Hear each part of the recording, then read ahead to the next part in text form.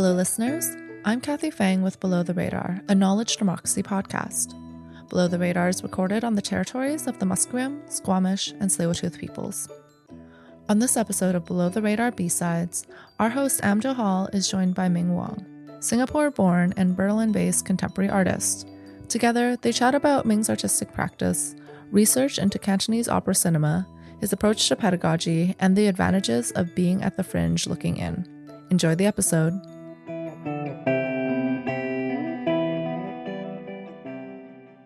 Hello, welcome to Below the Radar. Delighted that you could join us again. This week we have a special guest in our studios over at 312 Main Street. Ming Wong is with us, visiting Vancouver. Welcome, Ming. Glad to be here. Thanks for inviting me. Yeah, Ming, I'm wondering if we can start with you introducing yourself a little bit. Sure. My name is Ming Wong. I'm an artist, born in Singapore, grew up in Singapore, moved to London and then to Berlin, where I am currently based in Berlin, Germany. I make work that incorporates different media and disciplines. It includes live performance, video, photography, digital media. I have a background in theater, so a lot of the work involves storytelling and especially editing of existing material. I like to work with found material, as in trying to make reinterpretations of well-known icons of popular culture, especially cinema. I made a large body of work where I reinterpreted famous films, scenes from famous films.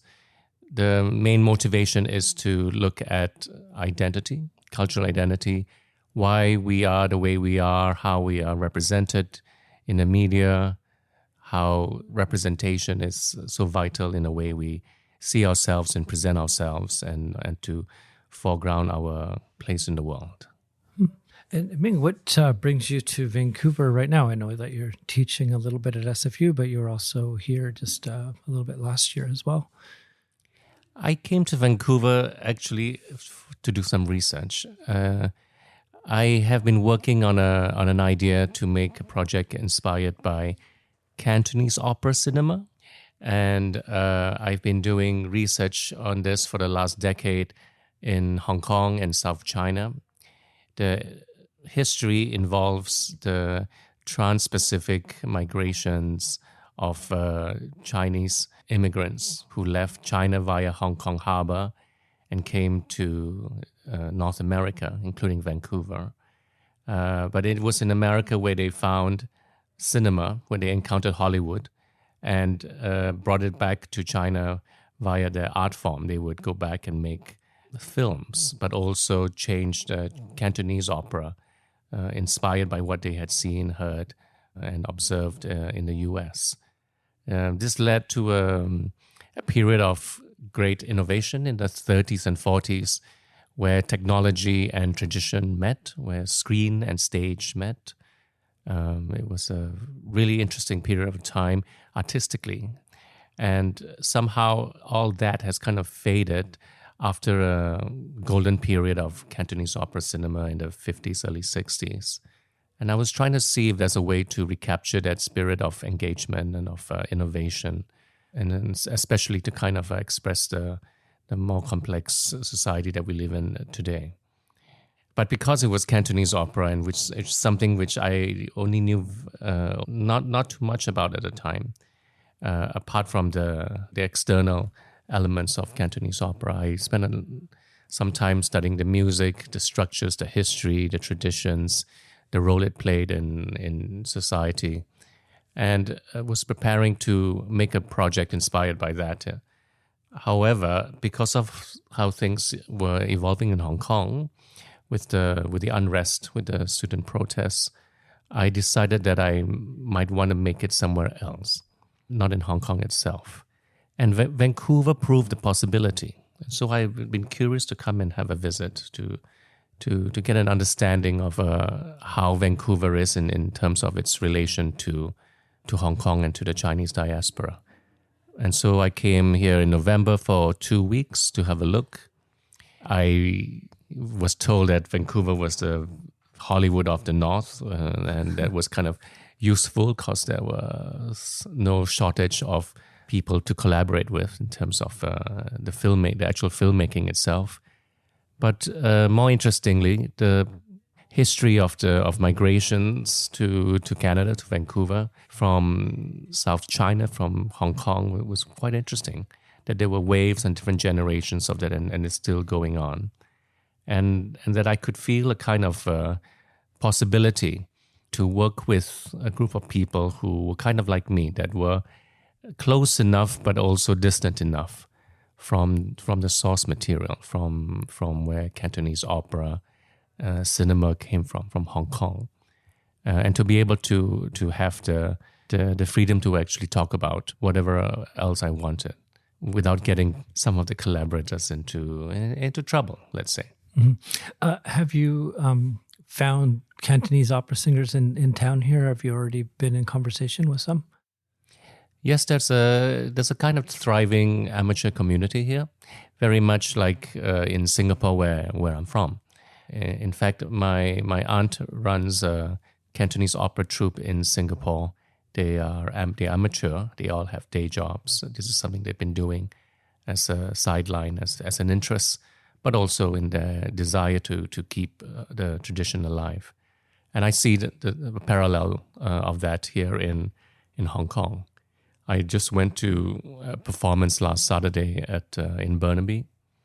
It was the 90th anniversary of a music association, and that's pretty impressive. Of course, I was one of the youngest audience members in the theater, and this is the same thing if I go in Singapore or whether when I'm in Hong Kong, when I go to the Cantonese Opera Theater to have a look. It's usually the case that somehow it's locked in a kind of time warp, and the question is if this art form would be able to thrive and continue. And so it was a kind of familiarity when I found myself in Burnaby at the Michael J. Fox Theatre. It was very much like a regional neighborhood theatre in Hong Kong. And so there is. However, I think what I really want to do is going to be a departure from tradition. Mm-hmm. It wouldn't be a strictly purist Cantonese opera musical project. Rather, I'm interested in how things can hybridize, how things can evolve with the influence of time, technology, and different cultural influences. I think Canada, Vancouver would be a good place to kind of do some experiments, but perhaps with an acknowledgement and understanding of Cantonese opera's role in the world.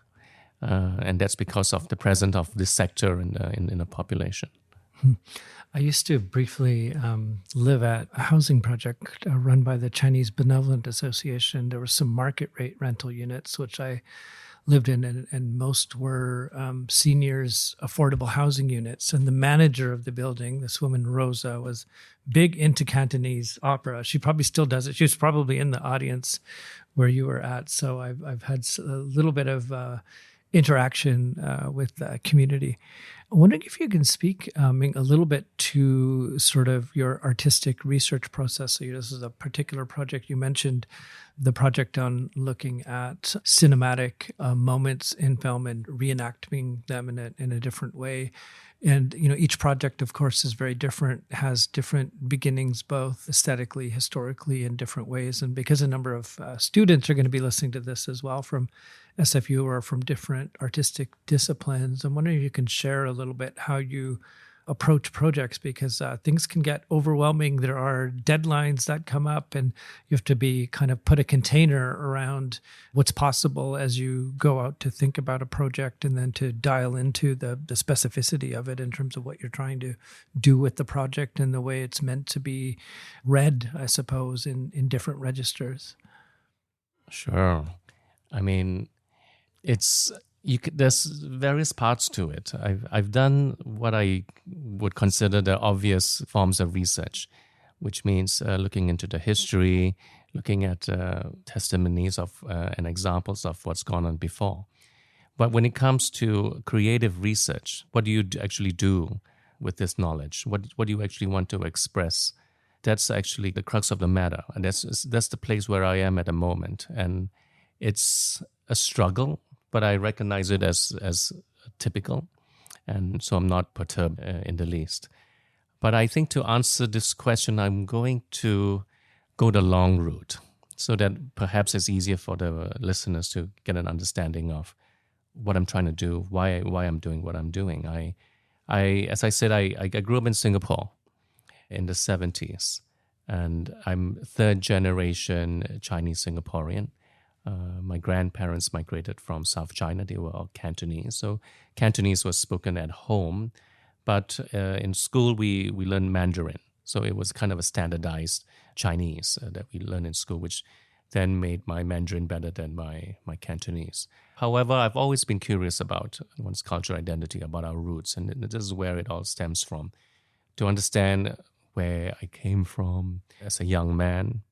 And my first inspiration from an artistic point of view was not from art history, was not from going to museums and looking at paintings or sculptures. It was really through popular culture. It was really from watching television and going to the movies. And in Singapore, if you were growing up in the 70s and 80s, you'll get lots of different input on TV, radio, in the cinema, in the theater. So I grew up on a kind of hodgepodge of American sitcoms, BBC radio, made in Singapore, Malay movies, Bollywood movies, made in Hong Kong TV series. And so your reality was kind of a code switching between many different art forms, cultures, languages. When it came to pursuing an art career, I went to the local art academy in Singapore, which is the Nanyang Academy of Fine Arts, which was started by Chinese immigrants in the 20s and 30s. And by the time I enrolled, most students would be doing what was termed Western art, which is oil painting or installation or performance. But I curiously decided to go to the Chinese art department, the Chinese painting department. I was, I think, one of 4 students, a very small group. I've heard since then that the department has closed. It just shows how little appreciation or input people want to put into looking at your own cultural history. But I spent 3 years studying Chinese brush painting, calligraphy, seal carving, a bit of Chinese literature because you had to write poems that go with the paintings. And so it was a kind of complete art form, and the aesthetics was also kind of in contrast to what I had learned from school, from Western art history. And I've always kept this perspective on ways and looking at art in the world with me. It stood me apart from the crowd, at least in Singapore and when I later moved to Europe. It was then also then when I started to look at Chinese opera, because my aunt was running a troupe and was organizing festivals, and I would go and watch Cantonese opera in the theater. And then also to get inspiration for my own paintings, I would go to the street opera, the Chinese street opera. And I would go backstage to observe the transformations that the actors would go through before they cross that line and on stage and became these mythological heroes or historical figures. So that's the beginning of my journey into looking at Cantonese opera. When I started working as an artist in London at art school, I was doing video. I was looking at reenacting classic scenes from cinema that I grew up with, and trying to undo some of the learning, some of the education for myself. I'll give you some examples that's relevant. So, for instance, I have remade scenes from Chinatown, from Polanski, the classic textbook film that all film students study. It's a neo-noir from the 70s. And peculiarly, you don't actually see Chinatown in the movie. It's really has become a cipher. It's become a kind of a collective symbol of the unknown, of danger. And we still have this legacy of Chinatown being the mark of the inscrutable. But in my version, I decided to turn it inside out. I played Jack Nicholson, the main detective. I played Faye Dunaway, the femme fatale. I played the role that John Huston did with the villain, and even the sister-daughter character. That is the key to the whole plot of the movie.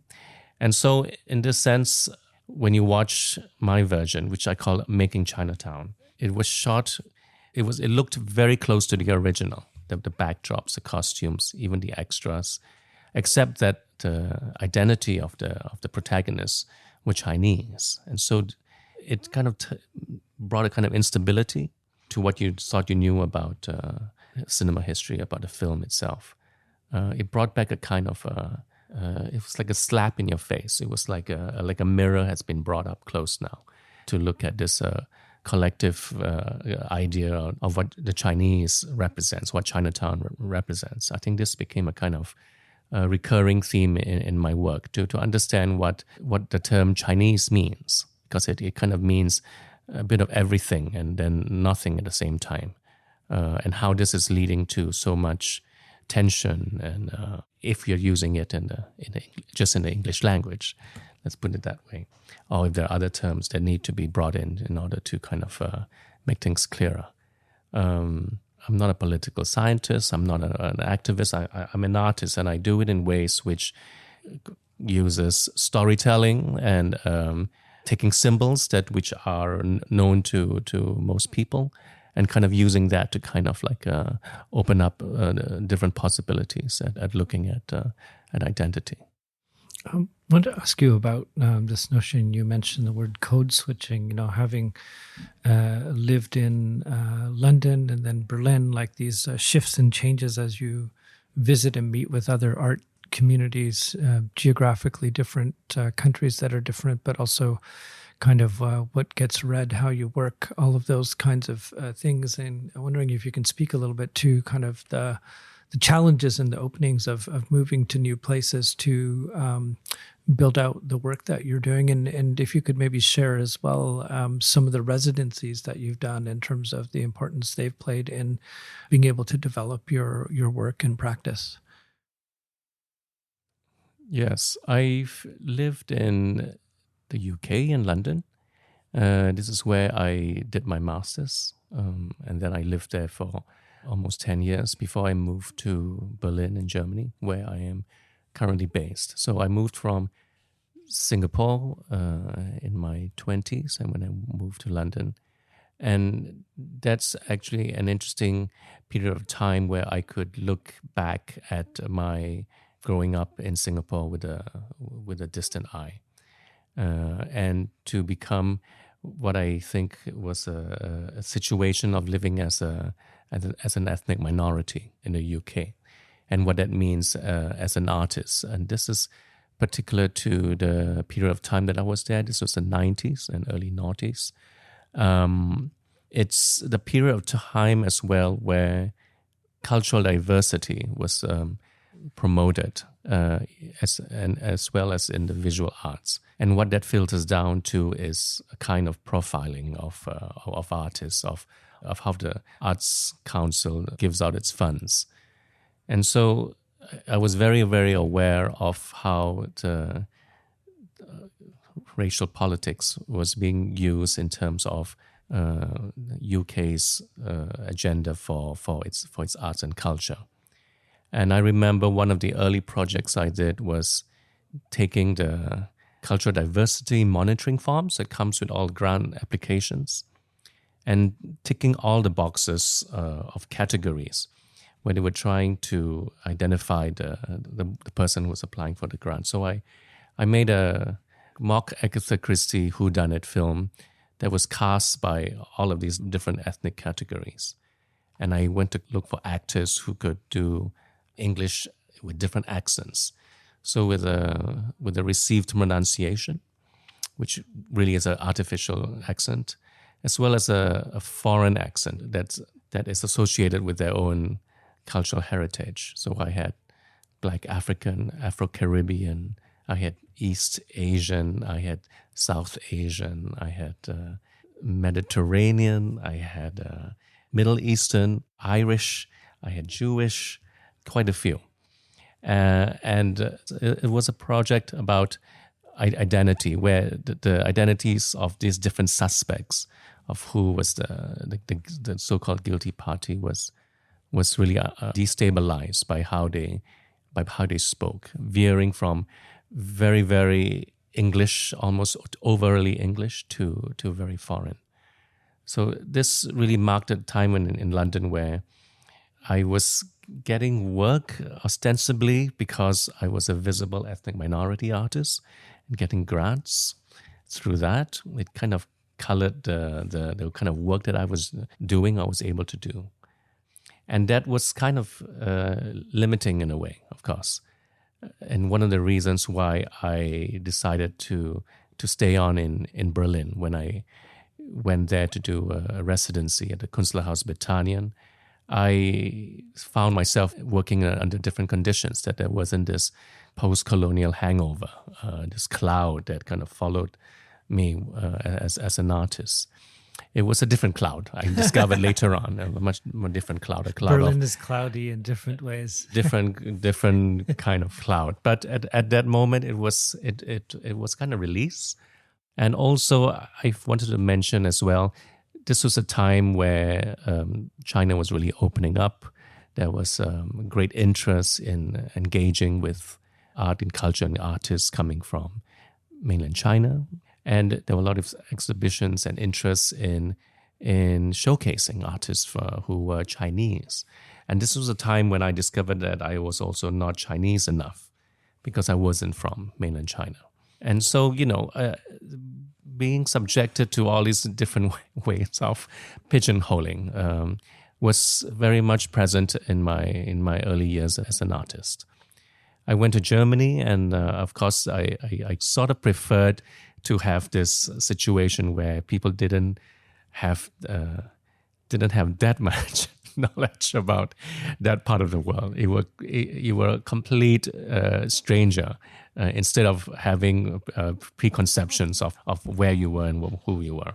It was like ground zero, which I kind of preferred. And of course, it came later on. It comes with its own baggage. But the fact was, I enjoyed having the mental space and physical space that Berlin afforded at the time. That you could find studios and a community in which to do your own work, and no one would bother you, and you're free to kind of like pursue your practice, and also perhaps without the pressure of specialized routes of inquiry from the academic industry. Let's put it that way. A lot of my work and thinking fell in an in-between space that's kind of lost between different perspectives, I guess, of thinking.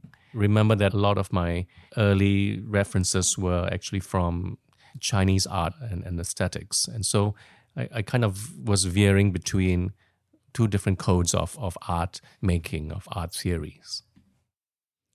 I'm wondering if you could speak just a little bit. You mentioned this notion of, arriving somehow kind of like a stranger, but also finding these notions of friendship and community, solidarity, a place of openings that weren't so rigid.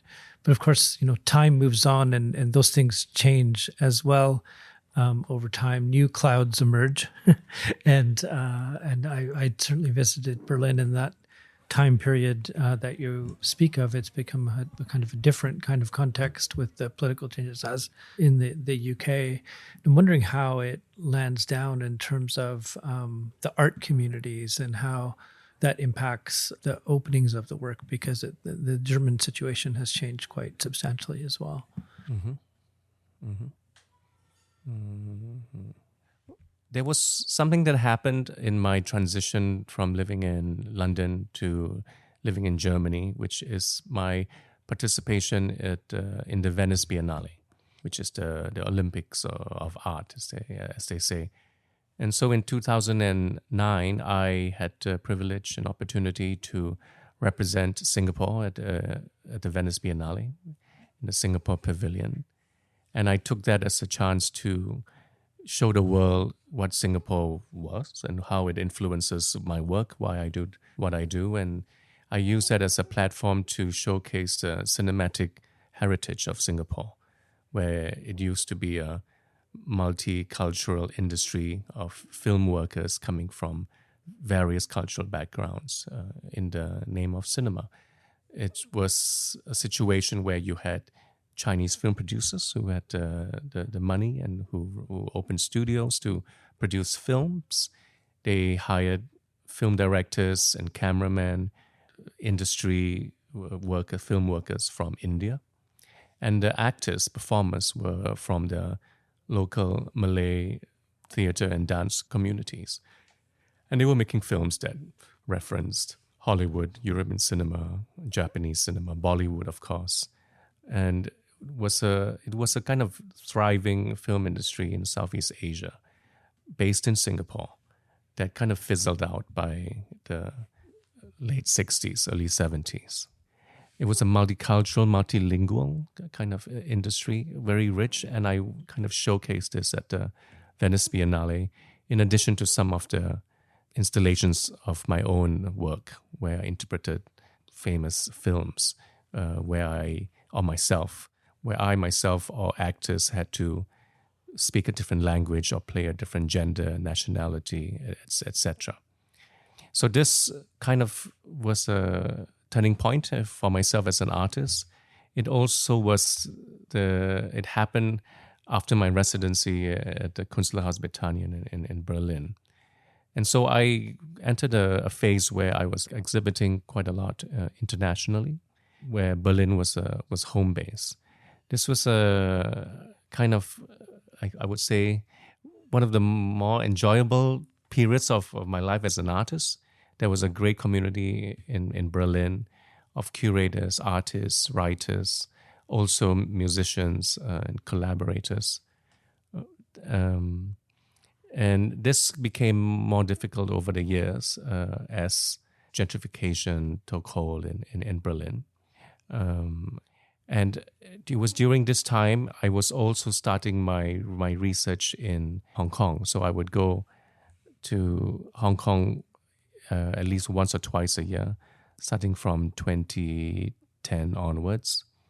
And I was witness to the changes in society there with the unrest. And it kind of gave me a lot to think about when I was in Berlin. You could also see some of the tensions coming out from Berlin also through gentrification, but also through unrest in the region. However, I thought it was very empowering when Angela Merkel decided to open the doors to refugees and kind of changed the way people viewed Germany. Germany had this kind of like a identity of a hero, which was counter to the legacy of World War II. And I think I decided to pay more attention to my immediate surroundings in Berlin. It was also during this decade in Berlin where you could observe a lot of tensions with gender groups, but also racial groups. And there were a lot of demonstrations that occurred just outside my studio. And you were aware of the tensions, say, in Turkey, between the Kurdish and the Turkish government and army. You could see protests against violence against transgender colleagues and how that kind of like drove activists out to make these protests in the streets. And when the COVID came, there was also this kind of anti-Asian discrimination that reared its head. And so we also all took to the streets. At the same time, of course, there were tension with the Palestinian situation. And of course, we were all out there also in the streets. And while all this was happening, of course, I was also observing the situation in Hong Kong. And so a lot of these incidences kind of made you want to deal with all of this as an artist. And so the work that I was doing, looking at Cantonese opera, which was looking at radical forms of storytelling through traditional music patterns of an art form that was slowly disappearing, and how that can be used to decipher certain patterns in history.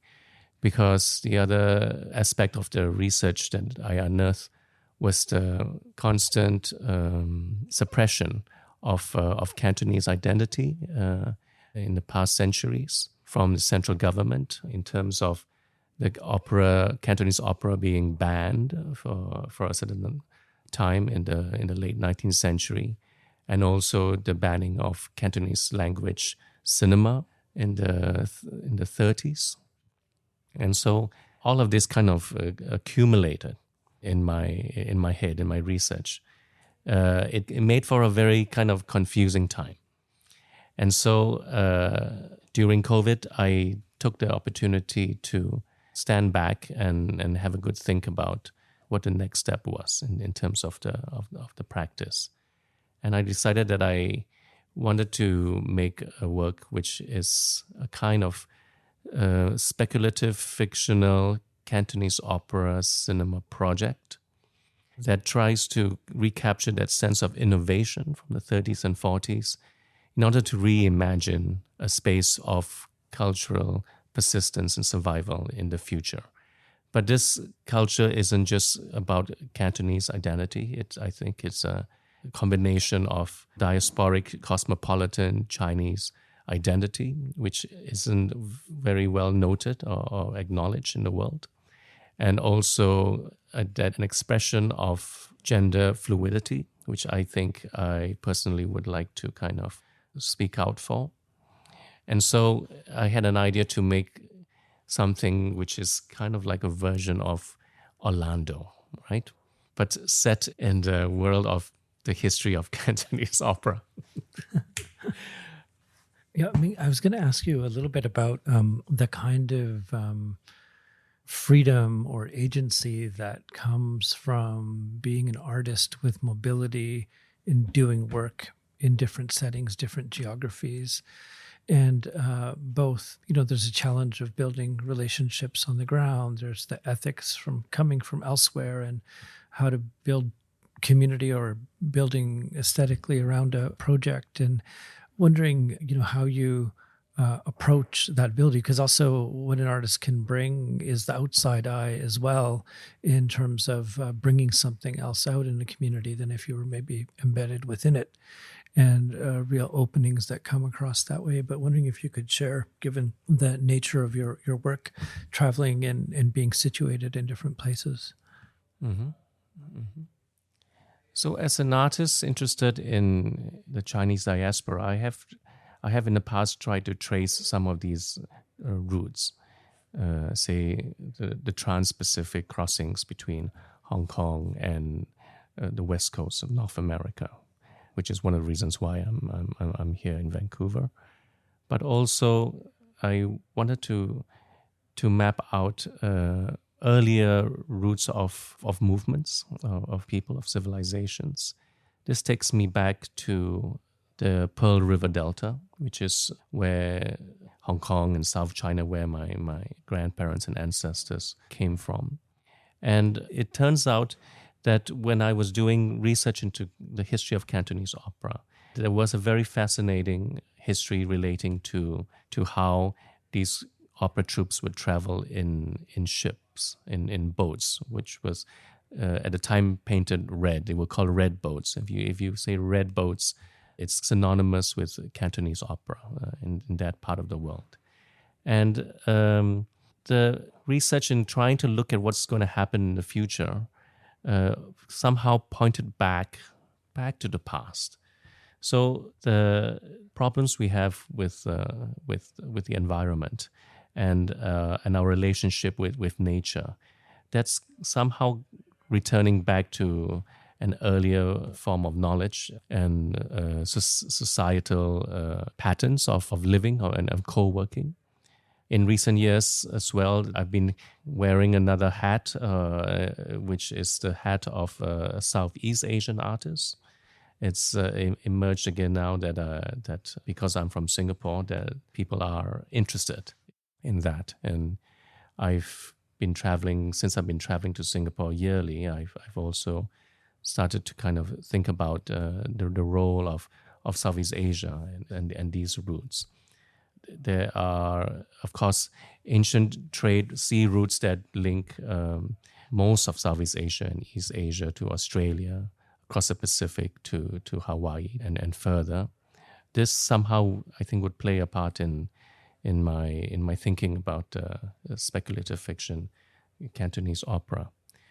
I continue to move freely, and I think I've always had this position as the perennial outsider, as the tourist, which is a kind of chosen position. It's something that I've gotten used to, and in fact have found it advantageous to be there, to be at the fringe looking in, whether it's about identity of your culture, of your race, or of your gender. Also of the ways of thinking, whether you are thinking in a non-mainstream way. I think it's always important to be able to kind of look at the alternatives and the flip sides of how things are given. I think that's one of the key responsibilities that I've given to myself as an artist. I'm wondering if you can speak. I know that besides teaching a course at SFU right now, you've also taught in Sweden before and probably other places, but wondering if you could speak a little bit to the role of teaching and how you relate it back to your own practice. Like, do you find it generative in terms of your own research, or are you drawing inspiration from working with students? But how do you think of that part of your practice, and how it is a generative part to making work? Or is it just suck the life out of the work? It could be a little bit of both, I suppose.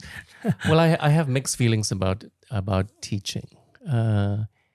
I think there's something within what we call teaching that has a deep resonance for myself, and I'll qualify that by saying that when I first started doing teaching work, it was really as a young artist just graduated in London, who got opportunities to make money by doing educational projects with museums, galleries, etc. And again, I said this, it was at a time when they were trying to promote cultural diversity. So a lot of the teaching programs that I found myself working with was connected to this theme, and I turned out to be very good at it. I was given a lot of tough projects with inner city schools, and organizers would always say, they would give me the toughest projects because somehow students were able to kind of warm up to me. And I think that's because I wasn't, for instance, a young white male coming into the space of a minority group. I turned up and nobody knew what to do with me. Like, who are you?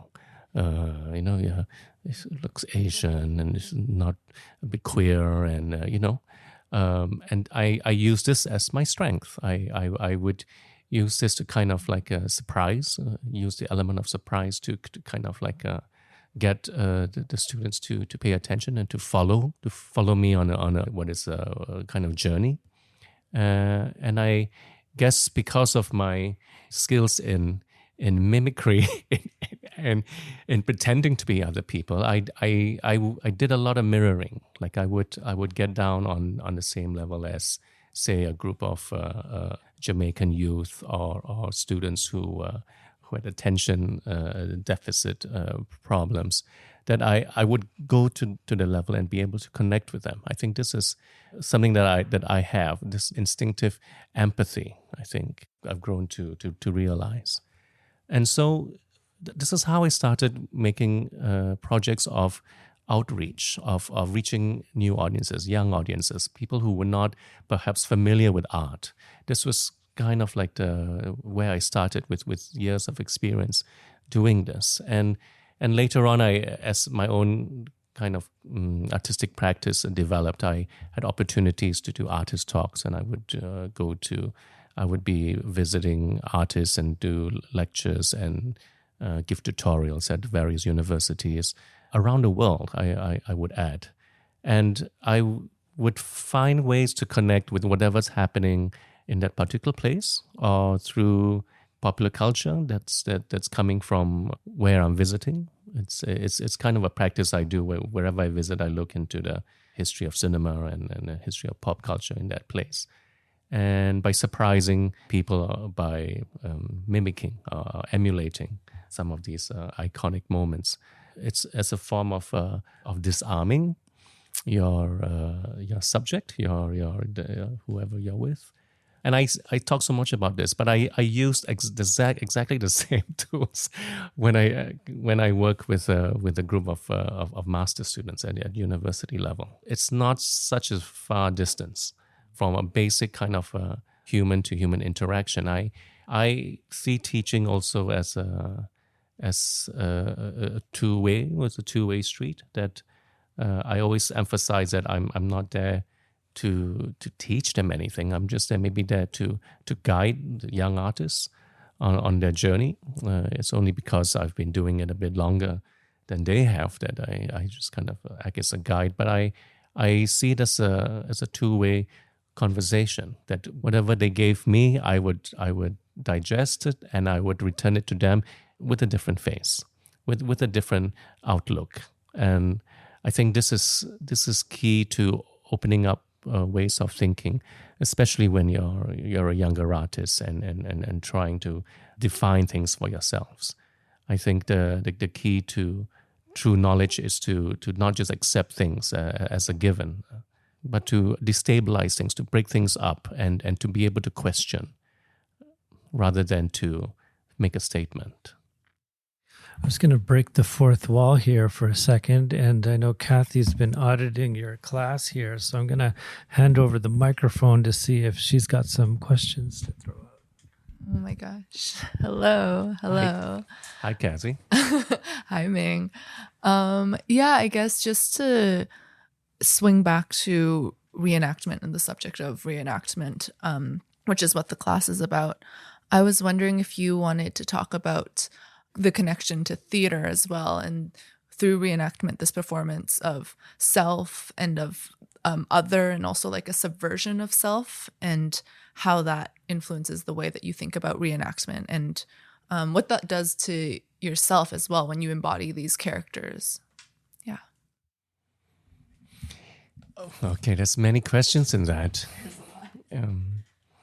Reenactment of something. I said that it was a form of unlearning things. I guess it's also an antidote to just consuming popular culture. I think it's really easy just to imbibe and to let that become part of who you are when you emulate whatever you're observing. To be the other, I think I speak as a queer artist, and I speak up for strategies of queering of the situation. I use that because I always have come from a place where I feel I don't belong, and I make my own space, and I continue to do that.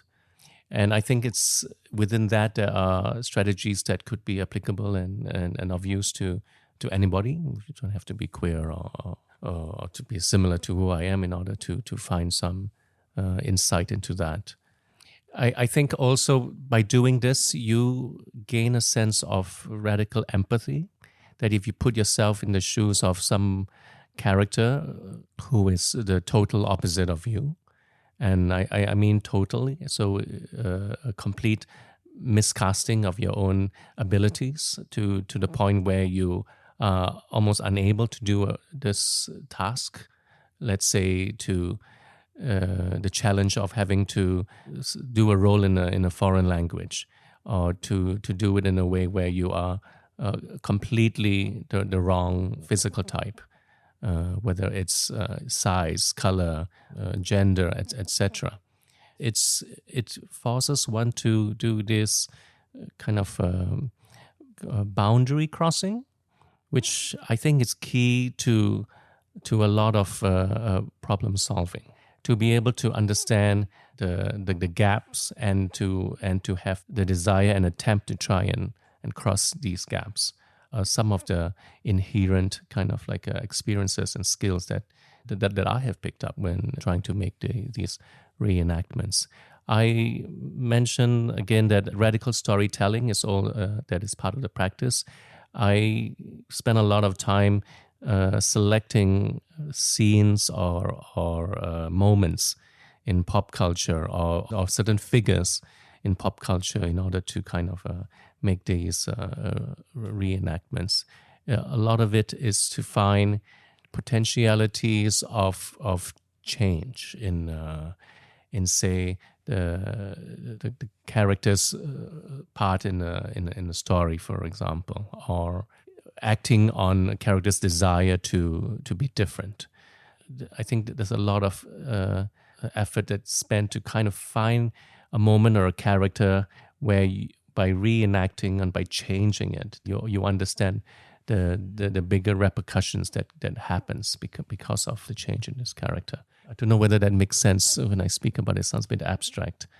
But I'll give an example of some of the figures that I've worked on, and they include Pasolini and Fassbinder, characters who are figures in art history who are they themselves also a little bit on the outside. Characters who happen to also to be queer, but not necessarily. But who have this ability to make a commentary on society, precisely because of the queerness of their position, and they have come up with these characters who embody some of these desires to change society or to show up society for what it is. I think these are some of the strategies which I think are important. So it's not just reenactment for entertainment's sake, but there is a kind of a selection of particular characters and moments which have the potential to point out to alterities, to alternative possibilities in society. Ming, is there anything you'd like to add? Shall I say something about the project? Yeah. In Vancouver, I'm looking forward to find a group of people to collaborate with who are aware of something that's called Cantonese Opera, but who are also open enough to mess with it, even though they might have a connection to it. I was trying to find a way to use this very particular history and subgenre of music and performance, but to make it accessible to anybody. So, in spite of any language barriers or any need for any pre-knowledge of the art form, I think it's a task to find something that fits the complex history and its position today, and I trust that the form of Cantonese opera itself, which has been so malleable in the past, can actually do this. And so I hope that I could accomplish this in Vancouver. Ming, thank you so much for taking the time to join us on Below the Radar. Thank you for inviting me. I enjoyed that.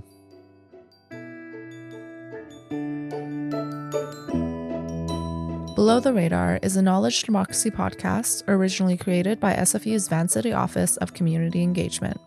The Below the Radar B-sides are supported by Vancity Credit Union. Thanks for listening to our conversation with Ming Wong. You can learn more about his work, including an installation in the current Chinese-Canadian Museum exhibition, Dream Factory, in the show notes below. Thanks for tuning in.